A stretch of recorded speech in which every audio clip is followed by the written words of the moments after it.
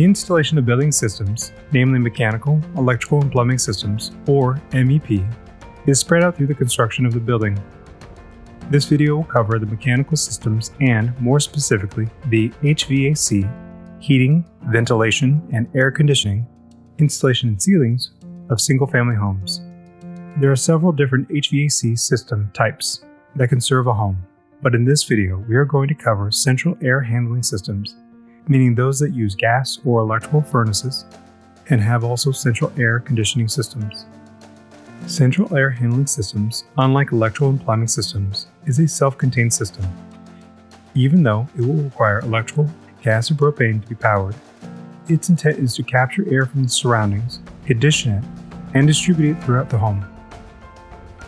Electrical powered systems do not require additional preparation, other than that covered by the electrical installation of homes. However, many heating equipment are gas or propane fueled.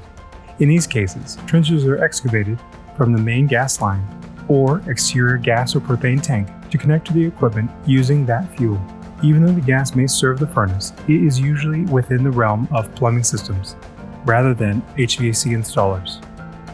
Similar to other MEP systems, work for HVAC starts also when framing is done. It usually comes after plumbing and before electrical, mostly because it has reasonably large components, like ductwork compared to other systems. However, those ducts can be flexible or rerouted. And unlike certain plumbing pipes, are not required to have fall in a certain direction for air to flow. Prior to finalizing, air ducts are tested for leaks, and any issue should be fixed before the ceiling is installed. An inspection may also take place at this moment to be sure the ducts are properly installed. After testing and inspection are completed, ducts are usually insulated to prevent unwanted heat loss or gain.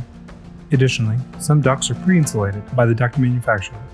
Once all ducts are prepared, all open ends are protected for the remaining duration of construction to avoid debris from entering the system. The ceiling is then installed. The location of air intakes and grills can be seen, and drywallers can then transfer the openings to the drywall. The HVAC equipment can be installed after all indoor finishes are done. The exterior air conditioning condenser unit can be installed close to the end of construction, when outdoor work is being close to finish. Finally, grills and registers are installed after all indoor finishes are finalized, including painting. Once a condenser unit and furnace are connected, one final test should be run to make sure all equipment is working properly, though depending on the time of year and outdoor temperature, this may not be possible.